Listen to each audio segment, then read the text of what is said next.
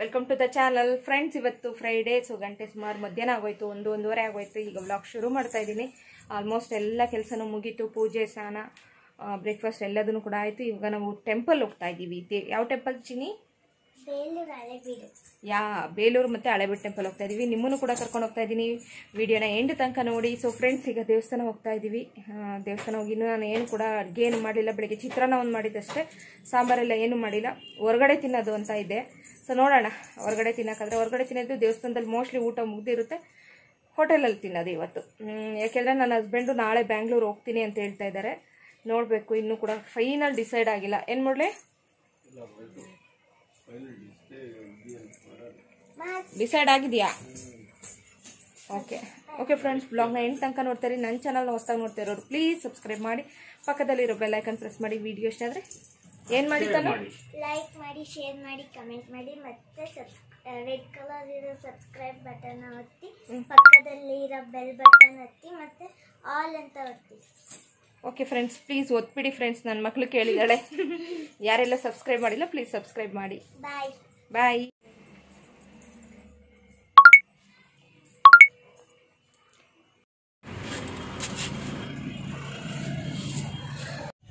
Friends, ತುಂಬ ದಿನದಿಂದ ಅನ್ಕೊತಾ ಇದ್ದೆ ಬೇಲೂರು ಹೋಗ್ಬೇಕು ಅಂತ. ನನ್ನ ಸಬ್ಸ್ಕ್ರೈಬರ್ಸು ಕೂಡ ಬೇಲೂರು ದೇವಸ್ಥಾನ ಒಂದ್ಸಲ ವಿಡಿಯೋ ಮಾಡಿ ಅಕ್ಕ ಅಂತ ಹೇಳ್ತಾ ಇದ್ರು. ಸೊ ಇವತ್ತು ಹೋಗ್ತಾ ಇದ್ದೀವಿ. ನಾನು ಆ್ಯಕ್ಚುಲಿ ಹೋಗಿ ಒಂದು 10-15 ವರ್ಷ ಆಗಿದೆ. ಹತ್ರ ಇದ್ರೂ ಕೂಡ ನಾವು ಬೇಲೂರು ಟೆಂಪಲ್ಗೆ ಹೋಗಿಲ್ಲ. ಏನು 20 ಕಿಲೋಮೀಟರ್ ಬಿಟ್ಟು ಇಲ್ಲಿಂದ 26 ಕಿಲೋಮೀಟರ್ ಅಷ್ಟೇ ಇಲ್ಲಿಂದ, ಹೋಗೋಕ್ಕಾಗಿಲ್ಲ. ಸೊ ಇವತ್ತು ಹೋಗ್ತಾ ಇದ್ದೀವಿ. ಖುಷಿ ಆಗ್ತಾ ಇದೆ. ತನು ಅಂತೂ ಫುಲ್ ಖುಷಿ. ತನು ಎಲ್ಲಾದ್ರೂ ಹೊರಗಡೆ ಕರ್ಕೊಂಡು ಹೋಗೋದಂದ್ರೆ ಫುಲ್ ಹ್ಯಾಪಿ ಆಗಿರ್ತಾಳೆ ಅಲ್ವಾ ತನು? ನೋಡಿ, ಸ್ಕೂಲ್ ಹೋಗ್ಬೇಕಂದ್ರೆ ಹ್ಯಾಪಿ ಆಗಿರಲ್ಲ. ಬೆಳಗ್ಗೆ ಎದ್ದಬೇಕಾಗ ಓದ್ಬೇಕಾಗ ಬರ್ಬೇಕಪ್ಪ. ನಿನ್ನೆ ಟೈಮಿಗೆ ನಿಂತಾನೆ ಹೋಗ್ಬೇಕು. ನಾವು ಹೋಗೋಕ್ಕಾಗುತ್ತೆ.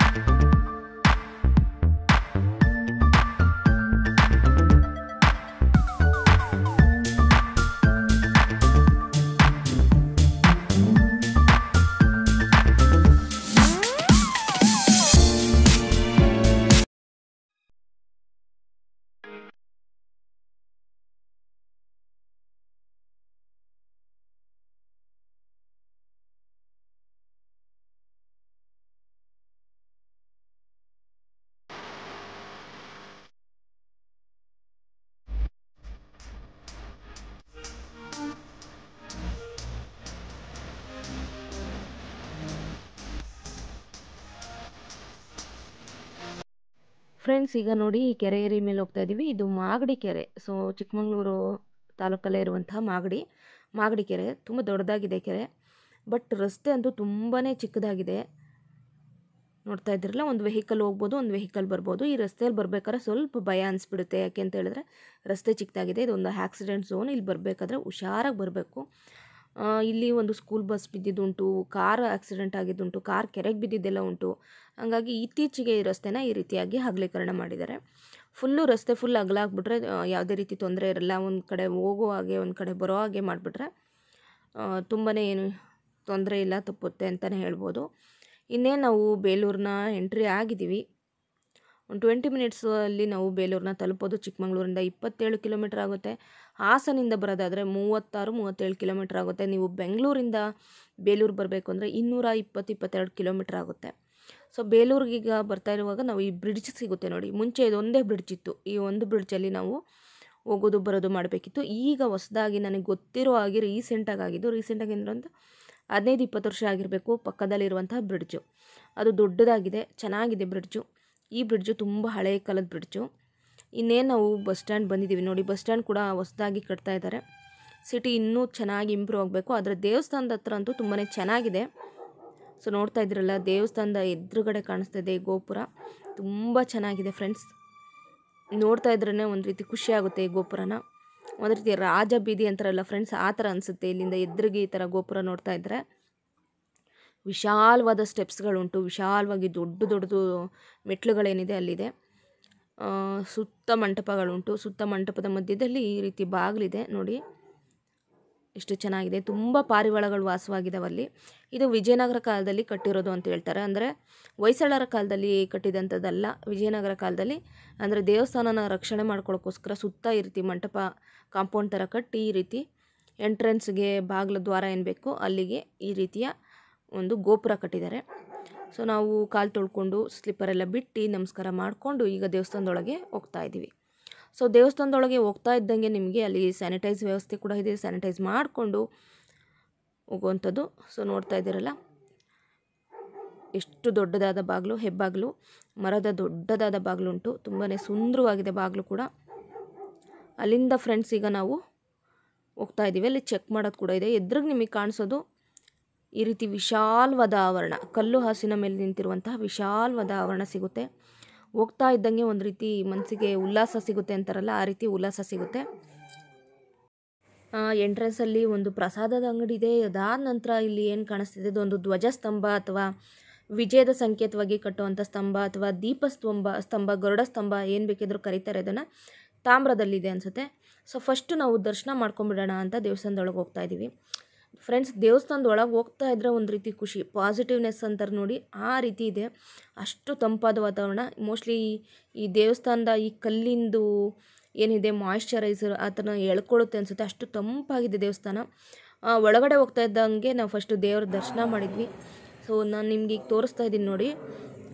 ಈಗ ನಾವು ಮಾಡಿಸೋವಂಥ ಮೇಲ್ಛಾವಣಿ ಅಂದರೆ ಸೀಲಿಂಗ್ ಡಿಸೈನ್ಸ್ ಏನಿದೆ ನೋಡಿ, ಅಷ್ಟು ಸಣ್ಣದಾದ ಸೂಕ್ಷ್ಮವಾದ ಕೆತ್ತನೆ ಮಾಡಿದ್ದಾರೆ. ಆಗಿನ ಕಾಲದಲ್ಲೇ ಅಷ್ಟು ಸುಂದರವಾಗಿದೆ ಆ ಸೀಲಿಂಗ್. ನೋಡ್ತಾ ಇದ್ದೀರಲ್ಲ, ತುಂಬ ಆಕರ್ಷಣೀಯ ಅಂದರೆ ಈ ಕಂಬಗಳು. ಹಾಗೆ ನೋಡಿ ಸೀಲಿಂಗ್ಸ್ ಎಷ್ಟು ಬ್ಯೂಟಿಫುಲ್ ಆಗಿದೆ. ಸುಮಾರು 12ನೇ ಶತಮಾನದಲ್ಲಿ ಅಂದರೆ ಕ್ರಿಸ್ತ ಶಕ 1117ರಲ್ಲಿ ಈ ದೇವಸ್ಥಾನ ನಿರ್ಮಾಣ ಆಗಿದೆ. ಸೊ ಬಿಟ್ಟಿದೇವ ಅವರು ನಿರ್ಮಾಣ ಮಾಡಿದ, ಅಂದರೆ ವಿಷ್ಣುವರ್ಧನ ಕಾಲದಲ್ಲಿ ನಿರ್ಮಾಣ ಆಗಿದೆ.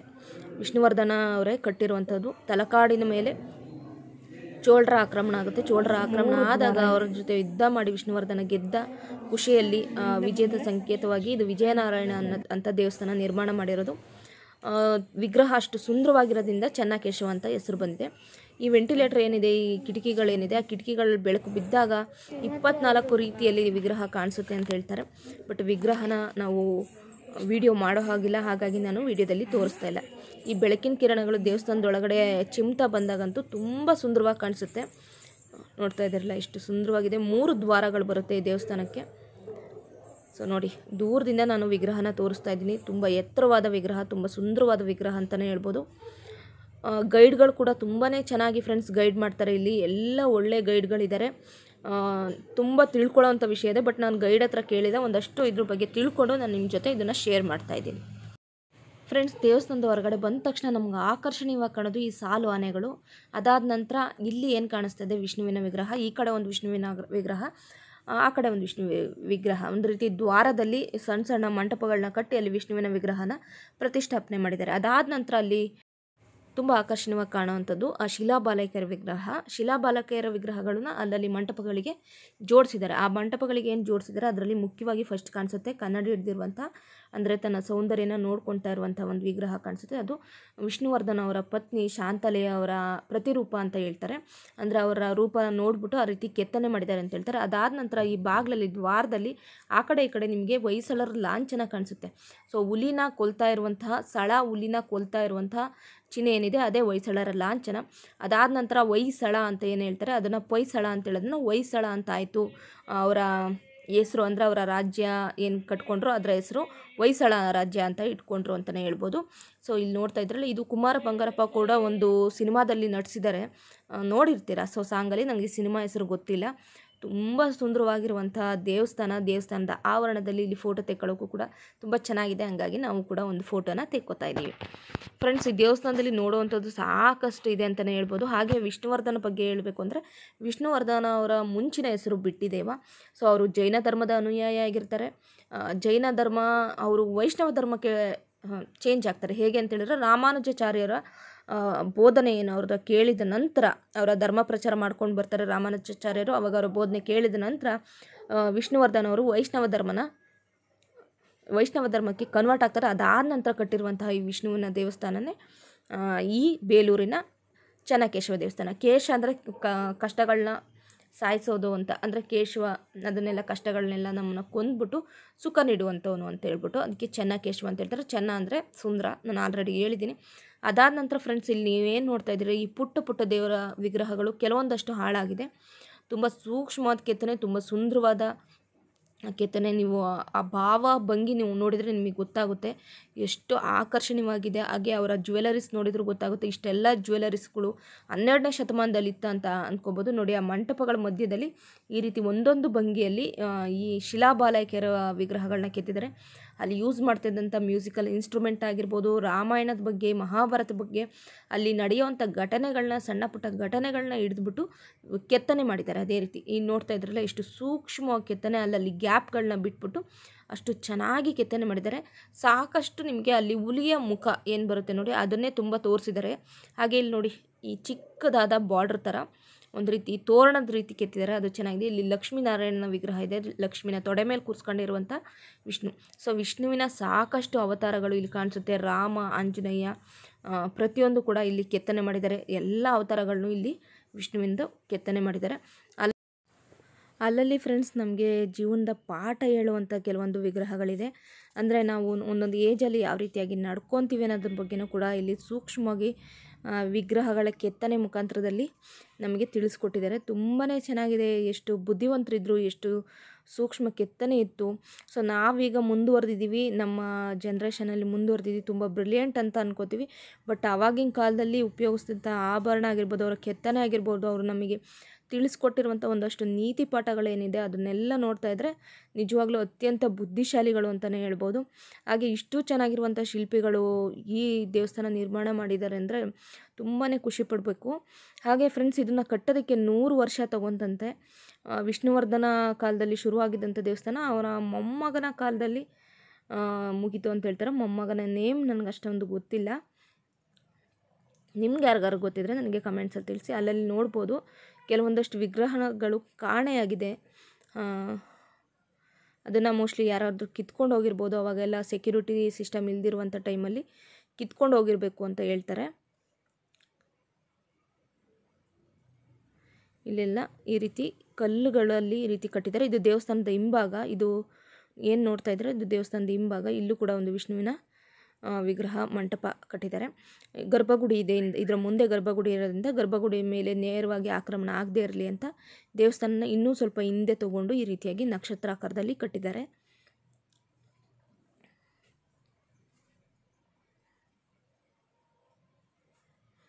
ಇಲ್ಲಿ ತುಂಬ ಕೆತ್ತನೆ ಇಲ್ಲ.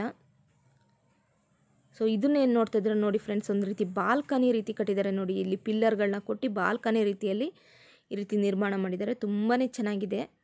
ಆಗಿನ ಕಾಲದಲ್ಲೇ ಈ ಬಾಲ್ಕನಿ ಕಟ್ಟೋ ಥರ ಎಲ್ಲ ಇತ್ತು ಅಂತ ಇದೆ ನೋಡಿ, ತೋರಿಸಿದ್ದಾರೆ.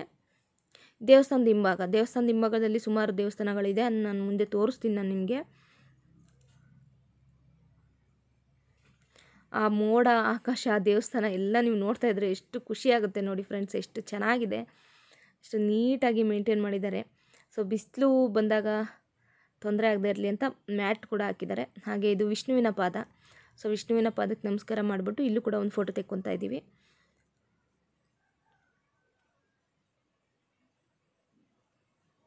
ಆನೆಗಳ ಸಾಲು ನೋಡಿ, ಎಲ್ಲ ಕಡೆ ಆನೆ, ಸುತ್ತಲೂ ಆನೆಗಳ ಸಾಲಿದೆ. ಸೊ ಫ್ರೆಂಡ್ಸ್, ಇಲ್ಲಿ ಪಾರಿವಾಳಗಳು ಕೂಡ ಗೂಡು ಮಾಡಿಕೊಂಡು ಇದೆ. ಚೆನ್ನಾಗಿದೆ, ನೋಡೋಕ್ಕೆ ಖುಷಿಯಾಗುತ್ತೆ. ಬಂದವರೆಲ್ಲ ಇಲ್ಲಿ ನಮಸ್ಕಾರ ಮಾಡ್ತಾರೆ ವಿಷ್ಣುವಿನ ಪಾದಕ್ಕೆ. ಸುಮಾರು ಪಾರಿವಾಳಗಳು ಉಂಟು. ವಿಗ್ರಹಗಳನ್ನು ಮುಟ್ಟಬಾರದು ಅಂತ ಇದೆ ಫ್ರೆಂಡ್ಸ್. ವಿಗ್ರಹಗಳನ್ನ ಸೂಕ್ಷ್ಮವಾಗಿ ಕೆತ್ತಿರುವಂಥ ಜಾಗಗಳಲ್ಲಿ ಮುಟ್ಲಿಕ್ಕೆ ಹೋಗಬಾರ್ದು. ಯಾಕೆಂದರೆ ಹಾಳಾಗೋ ಚಾನ್ಸಸ್ ಇರುತ್ತೆ. ಮುಂದಿನ ಪೀಳಿಗೆಗೆ ಈ ಐತಿಹಾಸಿಕ ಸ್ಥಳಗಳನ್ನು ನಾವು ಉಳಿಸ್ಬೇಕು. ಹಾಗಾಗಿ ಸೊ ಫ್ರೆಂಡ್ಸ್, ಇಲ್ಲೂ ಕೂಡ ವಿಷ್ಣುವಿನ ಅವತಾರನ ತೋರಿಸಿದ್ದಾರೆ. ಇದು ಯಾವ ಅವತಾರ ಅಂತ ನನಗೆ ಅಷ್ಟೊಂದು ಜ್ಞಾಪಕ ಬರ್ತಾಯಿಲ್ಲ. ನಿಮ್ಗೆ ಯಾರಿಗಾರು ಜ್ಞಾಪಕ ಬಂದರೆ ನನಗೆ ತಿಳಿಸ್ಬೇಕು, ಕಮೆಂಟ್ಸಲ್ಲಿ ತಿಳಿಸಿ.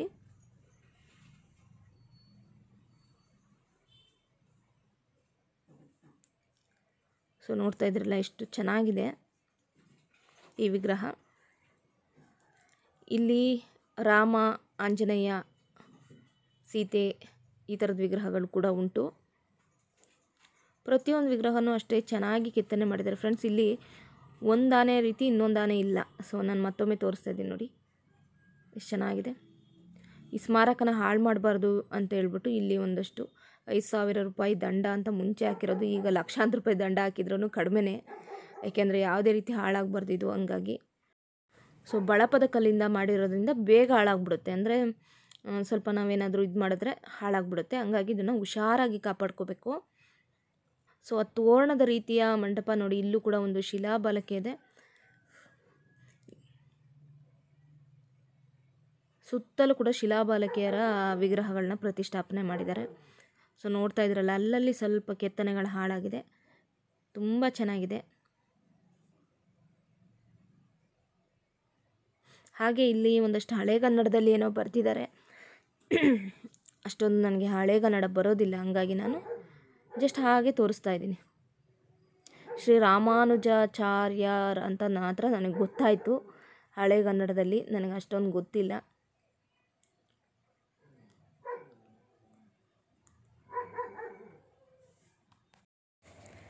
ಸೊ ಫ್ರೆಂಡ್ಸ್, ಈಗ ನಾವು ಇದನ್ನು ನೋಡ್ಕೊಂಬಿಟ್ಟು ಮುಂದೆ ಬರ್ತಾ ಇದ್ದೀವಿ. ಇಲ್ಲಿ ಈ ಫ್ಲವರ್ ಕೆತ್ತಿದ್ದಾರೆ ನೋಡಿ. ಈ ಫ್ಲವರ್ ಡಿಸೈನ್ ಕೂಡ ಅಷ್ಟು ಚೆನ್ನಾಗಿದೆ ನೋಡಿ, ಎಷ್ಟು ಚೆನ್ನಾಗಿ ಕೆತ್ತಿದ್ದಾರೆ. ಎಲ್ಲ ಸ್ವಲ್ಪ ಸವಿತಾ ಬಂದಿದೆ, ಬಟ್ ಆದ್ರೂ ತುಂಬಾ ಚೆನ್ನಾಗಿದೆ.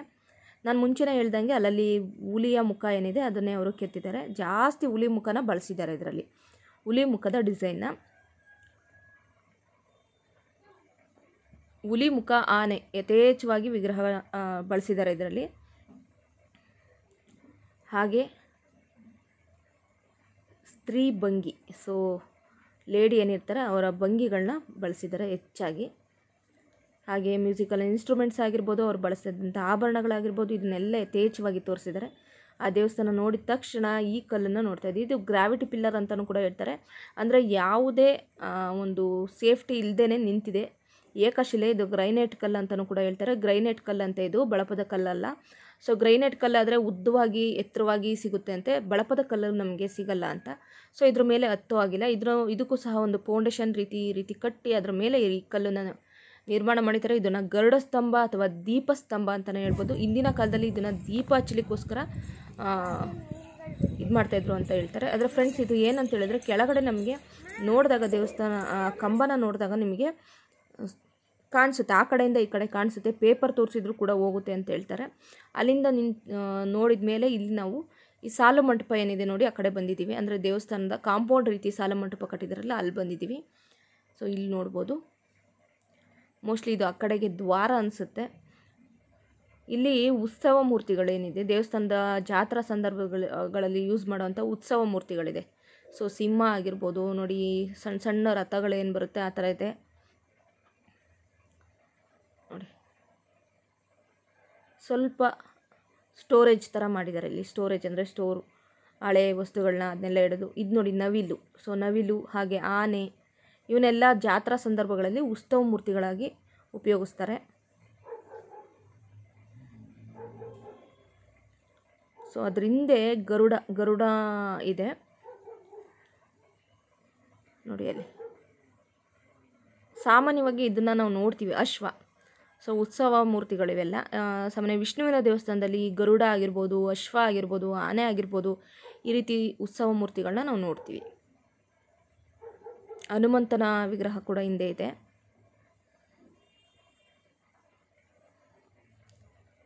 ಚಿಕ್ಕ ಚಿಕ್ಕ ತೇರುಗಳು, ಅಂದರೆ ರಥಗಳಿದೆ ಚಿಕ್ಕ ಚಿಕ್ಕದು. ಅದಾದ ನಂತರ ದೇವಸ್ಥಾನ, ಈ ದೇವಸ್ಥಾನಕ್ಕೆ ಬಂದ್ವಿ. ಈ ದೇವಸ್ಥಾನ ಕಪ್ಪೆರಾಯ ಅನಿಸುತ್ತೆ, ಮೋಸ್ಟ್ಲಿ ಕಪ್ಪೆರಾಯನೇ ಅಂತ ಅನ್ಕೋತೀನಿ. ಕಪ್ಪೆ ಚೆನ್ನಿಗರಾಯ ಅನ್ಕೋತೀನಿ. ಕಪ್ಪೆ ಚೆನ್ನಿಗರಾಯ ದೇವಸ್ಥಾನ. ಎಸ್, ದೇವಸ್ಥಾನ ಕ್ಲೋಸ್ ಆಗಿತ್ತು, ಅಲ್ಲೇ ಹೊರಗಡೆ ನೋಡಿಕೊಂಡು ಈಗ ಬರ್ತಾ ಇದ್ದೀವಿ. ಈ ದೇವಸ್ಥಾನದಲ್ಲಿ ನಾವು ಚೆನ್ನಕೇಶವ ದೇವಸ್ಥಾನಕ್ಕೆ ಕೆತ್ತಿರುವಷ್ಟು ಸೂಕ್ಷ್ಮವಾದ ಕೆತ್ತನೆಗಳಿಲ್ಲ, ಸಿಂಪಲ್ಲಾಗಿ ಕೆತ್ತಿದ್ದಾರೆ. ಇದು ಸಿಂಪಲ್ ಆದ ಕೆತ್ತನೆ. ಇದನ್ನು ಕೂಡ ಕೆಳಗಡೆ ಫೌಂಡೇಶನ್, ಎತ್ತರವಾಗಿ ಫೌಂಡೇಶನ್ ಮಾಡಿಬಿಟ್ಟು ಕಟ್ಟಿದ್ದಾರೆ. ಅದಾದ ನಂತರ ಫ್ರೆಂಡ್ಸ್ ಇಲ್ಲೊಂದು ನೋಡ್ಬೋದು, ಇದೊಂದು ಮಂಟಪ ಥರ ಇದೆ ನೋಡಿ. ಇದು ಮೋಸ್ಟ್ಲಿ ಅವ್ರೇನಾದ್ರು ಸಮಾರಂಭ, ಮದುವೆ ಕಾರ್ಯಕ್ರಮ ಈ ಥರ ಏನಾದರೂ ಮಾಡುವಾಗ ಎತ್ತರವಾಗಿರಲಿ ಅಂತೇಳ್ಬಿಟ್ಟು ಕಟ್ಟಿದಾರೋ ಏನೋ ಗೊತ್ತಿಲ್ಲ. ಸೊ ನೋಡಿ, ಇಲ್ಲಿ ಸ್ವಲ್ಪ ಅಲ್ಲಲ್ಲಿ ಸಣ್ಣ ಸಣ್ಣ ಮಂಟಪ ಕಟ್ಟಿ ಈ ರೀತಿ ಮಾಡಿದ್ದಾರೆ. ತುಂಬ ಸಣ್ಣ ಕೆತ್ತನೆಗಳಾಗಲಿ, ತುಂಬ ಆಕರ್ಷಣೀಯವಾಗಿರುವ ಶಿಲಾಬಾಲಕಿರೋದಾಗಿರ್ಬೋದು, ಈ ಥರ ಎಲ್ಲ ಏನಿಲ್ಲ. ಚಿಕ್ಕ ಚಿಕ್ಕ ಮಂಟಪಗಳ ಈ ರೀತಿ ಕಟ್ಟಿ ದೇವಸ್ಥಾನನ ಫಿನಿಷ್ ಮಾಡಿದ್ದಾರೆ. ಸೊ ಇದೇ ಶೇಪಲ್ಲಿ ಕಟ್ಟಿರುವಂಥದ್ದು ಚೆನ್ನಿಗರಾಯ ದೇವಸ್ಥಾನ. ಮೋಸ್ಟ್ಲಿ ಇದನ್ನು ಮುಂಚೆ ಕಟ್ಟಿ ಆಮೇಲೆ ಇದನ್ನು ಕಟ್ಟಿದ್ದಾರೆ ಅಂತ ಹೇಳ್ಬೋದು. ತುಂಬ ಬೇಸರವಾದ ವಿಷಯ ಅಂದರೆ ಇದೆ ಫ್ರೆಂಡ್ಸ್. ನೋಡಿ, ಅಲ್ಲಲ್ಲಿ ಈ ರೀತಿಯಾಗಿ ತಮ್ಮ ಹೆಸರುಗಳನ್ನ ಬರೆದು ಈ ದೇವಸ್ಥಾನನ ಹಾಳು ಮಾಡಿದ್ದಾರೆ. ಸೊ ನನಗೆ ನಿಜಕ್ಕೂ ಇದೊಂದು ತುಂಬಾ ಬೇಜಾರಾಯಿತು. ಇದು ಏನಾಯ್ತು ಅಂದರೆ ಹಿಂದೆ ಆಗ್ಬಿಡ್ತು. ಸೊ ಇಲ್ಲಿ ಕೆಲವೊಂದಷ್ಟು ಹುಡುಗಿಯರು ಬಂದಾಗ ಈ ರೀತಿ ಮಾಡಿರ್ತಾರೆ. ತುಂಬ ಬೇಜಾರಾಯಿತು ಇದು ನೋಡಿಬಿಟ್ಟು. ಈ ರೀತಿಯೆಲ್ಲ ನಮ್ಮ ಐತಿಹಾಸಿಕ ಸ್ಥಳಗಳನ್ನ ಯಾವುದೇ ಕಾರಣಕ್ಕೂ ಹಾಳು ಮಾಡಬಾರ್ದು ಫ್ರೆಂಡ್ಸ್. ಇದು ನಾವು ಈಗ ನಾವು ಈ ಥರ ನಿರ್ಮಾಣ ಮಾಡೋದು ತುಂಬಾ ಕಷ್ಟ ಇದೆ. ಇಂಥ ಸಂದರ್ಭದಲ್ಲಿ ಏನಕ್ಕೆ ಈ ರೀತಿ ಹಾಳು ಮಾಡ್ತಾರೆ ಅಂತ ಗೊತ್ತಿಲ್ಲ. ಸೊ ಫ್ರೆಂಡ್ಸ್, ನಾನು ಹೇಳೋದು ಮತ್ತೊಮ್ಮೆ ಅಷ್ಟೇ ಫ್ರೆಂಡ್ಸ್, ದಯವಿಟ್ಟು ಯಾರು ಕೂಡ ಈ ರೀತಿ ದೇವಸ್ಥಾನಗಳ ಮೇಲೆ ಈ ರೀತಿ ಬರಿಬೇಡಿ.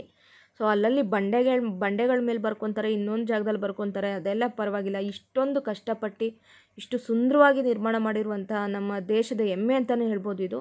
ಸೊ ಇಂಥ ದೇವಸ್ಥಾನಗಳನ್ನ ದಯವಿಟ್ಟು ಯಾರೋ ಹಾಳು ಮಾಡಬೇಡಿ ಅಂತ ಕೇಳ್ಕೊತೀನಿ. ಹಾಗೆ ನೋಡಿ, ಇಲ್ಲಿ ಒಂದು ರೀತಿ ಸಣ್ಣ ಗುಂಡಿ ಥರ ಮಾಡಿದ್ದಾರೆ, ಚೆನ್ನಾಗಿದೆ ಅದು. ಮೋಸ್ಟ್ಲಿ ಇಲ್ಲಿ ಏನಾದ್ರು ನೀರು ಸಂಗ್ರಹಣ ಮಾಡೋಕ್ಕೂ ಏನಾದರೂ ಮಾಡಿದ್ರೋ ಏನೋ ಗೊತ್ತಿಲ್ಲ.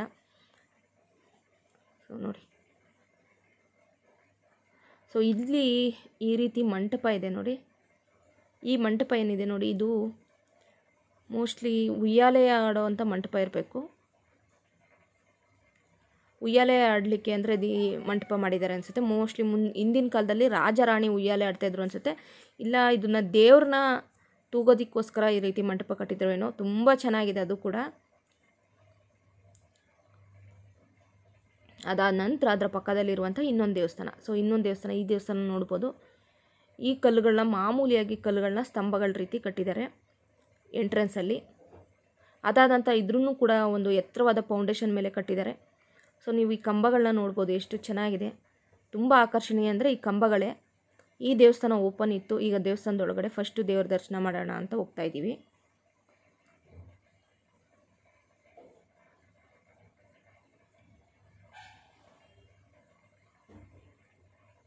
ಈ ದೇವಸ್ಥಾನದ ಎದುರುಗಡೆ ಈ ರೀತಿ ಸರ್ಕಲ್ ಆಕಾರದಲ್ಲಿ ಸ್ವಲ್ಪ ಹೈಟ್ ಮಾಡಿದ್ದಾರೆ. ಅದೇನಕ್ಕೆ ಅಂತ ನನಗೆ ಗೊತ್ತಿಲ್ಲ. ನಿಮ್ಗೆ ಯಾರಿಗಾರು ಗೊತ್ತಿದ್ರೆ ನನಗೆ ತಿಳಿಸಿ ಫ್ರೆಂಡ್ಸ್.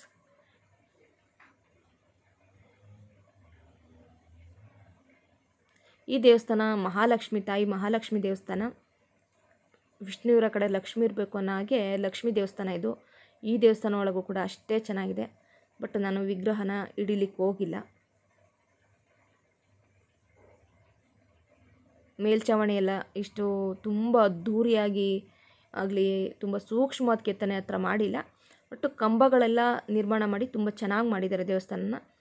ಸೊ ಕಂಬಗಳನ್ನ ಚೆಕ್ ಮಾಡ್ತಾಯಿದ್ದೀವಿ ಸುಮ್ಮನೆ, ಅದು ಏನಾದ್ರು ಸೌಂಡ್ ಬರುತ್ತಾ ಅಂತೇಳ್ಬಿಟ್ಟು. ವಿಜಯನಗರದಲ್ಲೆಲ್ಲ ಏನಿದೆ ಹಂಪೆಯಲ್ಲೆಲ್ಲ ಸೌಂಡ್ ಬರೋ ಕಂಬಗಳುಂಟು, ಇಲ್ಲಿ ಯಾವುದೂ ಇಲ್ಲ. ಸೊ ಇಲ್ಲೂ ಕೂಡ ಒಂದೆರಡು ಫೋಟೋನ ತೆಕ್ಕೊಂಡ್ವಿ, ಚೆನ್ನಾಗಿತ್ತು. ಒಳ್ಳೆ ಎಕ್ಸ್ಪೀರಿಯೆನ್ಸ್ ಅಂತಲೇ ಹೇಳ್ಬೋದು, ಖುಷಿ ಆಯಿತು ಅಂತಲೂ ಹೇಳ್ಬೋದು. ಸೊ ಲಕ್ಷ್ಮೀ ದೇವಿಯ ದರ್ಶನ ಮುಗಿಸ್ಕೊಂಡು ಈಗ ನಾವು ಈ ದೇವಸ್ಥಾನದಿಂದ ಹೊರಟ್ವಿ. ಫ್ರೆಂಡ್ಸ್, ಬಂದಾಗ ಎಲ್ಲದನ್ನು ಕೂಡ ನೋಡಬೇಕು, ಆವಾಗಲೇ ಒಂದು ರೀತಿ ಖುಷಿ ಸಿಗುತ್ತೆ. ಸೊ ಆ ಕಡೆ ಈ ಕಡೆ ಎರಡು ಆನೆ ಇದೆ ನೋಡಿ, ಎಷ್ಟು ಚೆನ್ನಾಗಿದೆ. ಆ ಆನೆ ಮೈ ಮೇಲೆ ಕೆತ್ತಿರುವಂಥ ಜ್ಯುವೆಲರಿ ನೋಡ್ಬೋದು, ಅದೆಷ್ಟು ಚೆನ್ನಾಗಿ ಸೂಕ್ಷ್ಮವಾಗಿ ಕೆತ್ತಿದ್ದಾರೆ, ತುಂಬ ಸುಂದರವಾಗಿದೆ. ಆನೆ ಮೇಲೆ ಹತ್ತಬಾರದು ಅಂತ ಇದೆ. ಕೆಲವರೆಲ್ಲ ಏನು ಮಾಡಿಬಿಡ್ತಾರೆ, ಈ ಮಕ್ಕಳನ್ನೆಲ್ಲ ಕರ್ಕೊಂಬಂದ್ಬಿಟ್ಟು ಆನೆ ಮೇಲೆ ಹತ್ತಿಸಿ ಫೋಟೋ ತೆಗಿತಾರೆ. ಸೊ ಹಾಗಾಗಿ ಆನೆ ಮೇಲೆ ಹತ್ತಬಾರ್ದು ಅಂತ ಹೇಳಿದ್ದಾರೆ.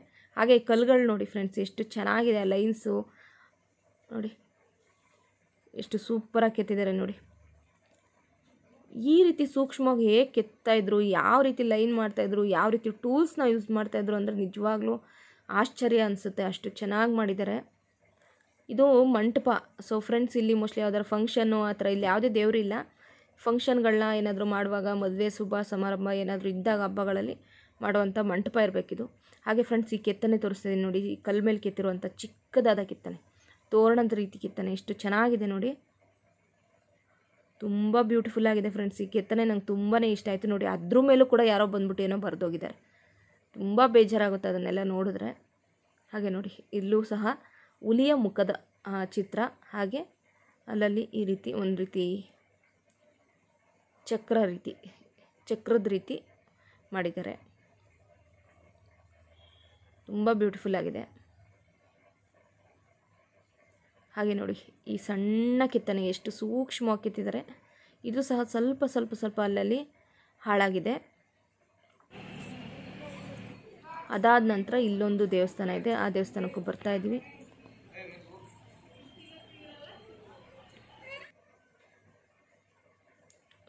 ಈ ದೇವಸ್ಥಾನದ ನೇಮ್ ಗೊತ್ತಿಲ್ಲ ನನಗೆ, ಸೊ ಅಷ್ಟೊಂದು ನಾನು ಸೂಕ್ಷ್ಮವಾಗಿ ಗಮನಿಸಲಿಲ್ಲ. ಈ ದೇವಸ್ಥಾನಕ್ಕೂ ಅಷ್ಟೇ ಚೆನ್ನಕೇಶವ ದೇವಸ್ಥಾನಕ್ಕೆ ಏನು ಕೆತ್ತನೆ ಮಾಡಿದ್ದಾರೆ ಅಷ್ಟೊಂದು ಕೆತ್ತನೆ ಇಲ್ಲ, ಸ್ವಲ್ಪ ಕೆತ್ತನೆ. ವಿಷ್ಣುವಿನ ಅವತಾರಗಳನ್ನೇ ಕೆತ್ತಿದ್ದಾರೆ ಇಲ್ಲೂ ಕೂಡ.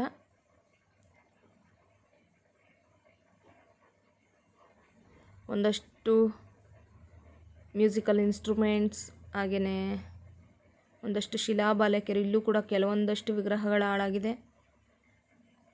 ನೋಡ್ಬೋದು. ಇದು ವಿಷ್ಣುವಿನ ಅವತಾರದ ಒಂದು ವಿಗ್ರಹ.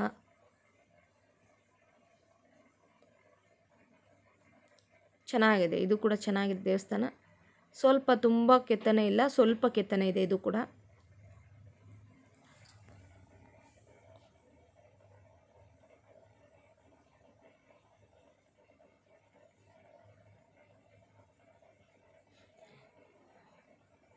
ಅದಾದ ನಂತರ ನೋಡಿ ಫ್ರೆಂಡ್ಸ್, ಇಲ್ಲೂ ಕೂಡ ಅರ್ಧದಲ್ಲೇ ನಿಲ್ಲಿಸಿದ್ದಾರೆ.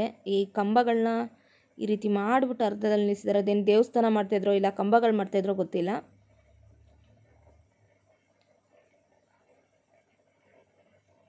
ಇಲ್ಲಿ ನೋಡಿ, ಆನೆ ಹಿಂದೆ ಕೂತಿರುವಂಥದ್ದು, ಆನೆ ಒಂದು ಸೊಂಡ್ಲಲ್ಲಿ ಹಿಡ್ಕೊಂಡಿರೋದು, ಆನೆ ಮೇಲೆ ಯುದ್ಧ ಮಾಡ್ತಿರುವಂಥ ಚಿತ್ರ. ಸೊ ಇದ್ರ ಬಗ್ಗೆ ನನಗೇನು ಗೊತ್ತಿಲ್ಲ. ನಿಮ್ಗೆ ಯಾರಿಗಾದ್ರು ಗೊತ್ತಿದ್ರೆ ನನಗೆ ಇದು ಯಾವ ದೃಶ್ಯ ಅಂತ ಹೇಳಿ ನಿಮಗೆ ಕಮೆಂಟ್ಸಲ್ಲಿ ತಿಳಿಸಿ. ಅಂದರೆ ಮಹಾಭಾರತದಲ್ಲಿ ಬರುತ್ತೋ ಇಲ್ಲ ಯಾವುದ್ರಲ್ಲಿ ಬರುತ್ತೆ ಅಂತ ನನಗೆ ಗೊತ್ತಿಲ್ಲ.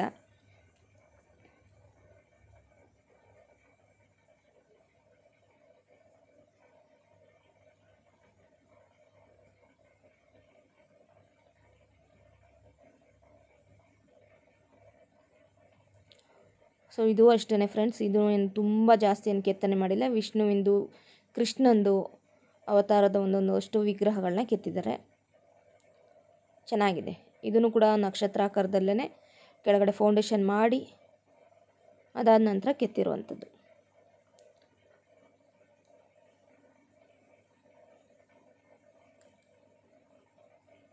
ಅಲ್ಲಿಂದ ಫ್ರೆಂಡ್ಸ್ ಇಲ್ಲಿ ಬಂದರೆ ನೋಡಿ, ತುಳಸಿ ಕಟ್ಟೆ ಇದೆ. ಸೊ ಚೆನ್ನಾಗಿದೆ, ಇದು ಕೂಡ ಎತ್ತರವಾಗಿ.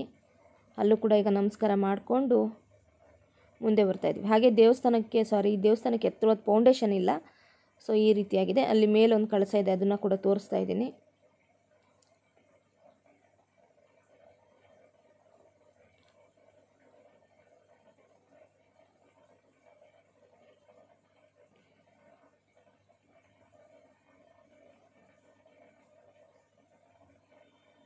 ಆಲ್ಮೋಸ್ಟ್ ಎಲ್ಲ ದೇವಸ್ಥಾನಗಳನ್ನು ನೋಡಿದ ನಂತರ ಈಗ ನಾವು ಮುಂದೆ ಹೋಗ್ತಾ ಇದ್ದೀವಿ. ಇಲ್ಲಿ ಇನ್ನೊಂದು ದೇವಸ್ಥಾನ ಇದೆ. ಈ ದೇವಸ್ಥಾನ ಒಳಗಡೆ ನೋಡ್ತಾ ಇದ್ದೀವಿ.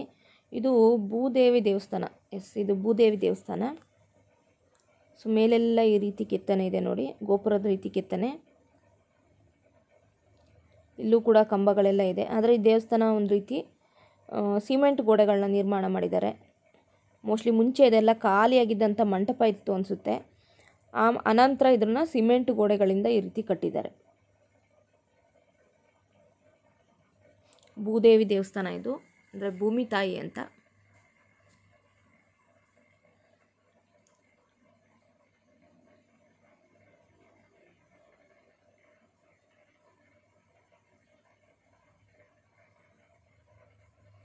ಸೊ ನೋಡ್ತಾ ಇದ್ದೀರಲ್ಲ, ತುಂಬ ಚೆನ್ನಾಗಿದೆ ವಿಗ್ರಹ ಇದು ದೇವಿದು. ಬಟ್ ಲಾಕ್ ಆಗಿತ್ತು, ಹಾಗೆ ನಾವು ನಮಸ್ಕಾರ ಮಾಡಿಬಿಟ್ಟು ಈ ದೇವಸ್ಥಾನಕ್ಕೆ ಹೊರಗಡೆ ಬರ್ತಾ ಇದ್ದೀವಿ.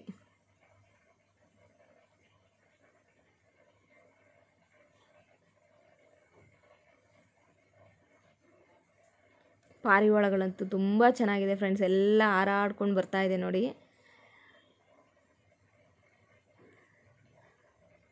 ಬಿಸಿಲು ಕಲ್ಲು ಕಾದಿರುತ್ತೆ, ಬಿಸಿಲು ಟೈಮಲ್ಲಿ ಹೋದರೆ ಸ್ವಲ್ಪ ಸುಡುತ್ತೆ ಕಾಲು. ತಂಪಾದ ಸಾಯಂಕಾಲ ಟೈಮಲ್ಲಂತೂ ಅಷ್ಟು ಚೆನ್ನಾಗಿ ಕಾಣುತ್ತೆ ಫ್ರೆಂಡ್ಸ್. ನೀವು ಗಮನಿಸ್ಬೋದು ಆ ಮೋಡ, ಆ ಮಂಟಪ ಎಲ್ಲದೂ ಕೂಡ ತುಂಬ ಸುಂದರವಾಗಿ ಕಾಣಿಸ್ತಿದೆ.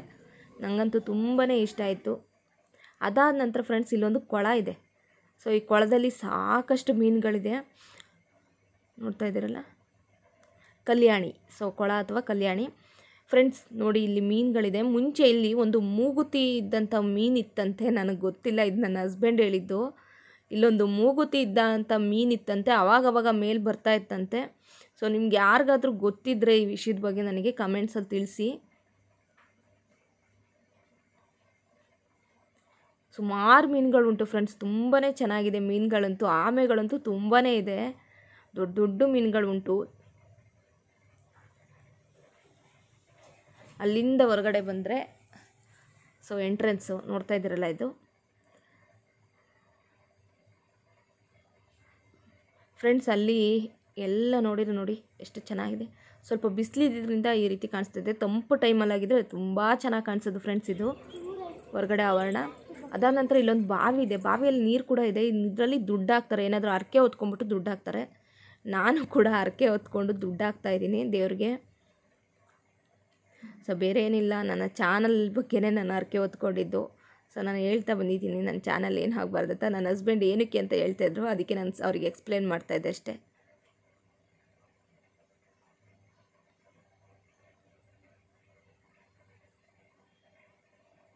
ಅದಾದ ನಂತರ ಈ ಟೆಂಪಲ್ ಬಗ್ಗೆ, ಸೊ ಇಲ್ಲಿ ಏನು ಕಾಣಿಸ್ತದೆ ನೋಡಿ, ದೇವಸ್ಥಾನದ ಬಗ್ಗೆ ಒಂದಷ್ಟು ಮಾಹಿತಿಗಳನ್ನ ಇಂಗ್ಲೀಷಲ್ಲಿ ತಿಳಿಸಿದ್ದಾರೆ, ಕನ್ನಡದಲ್ಲಿಲ್ಲ, ಇಂಗ್ಲೀಷಲ್ಲಿದೆ.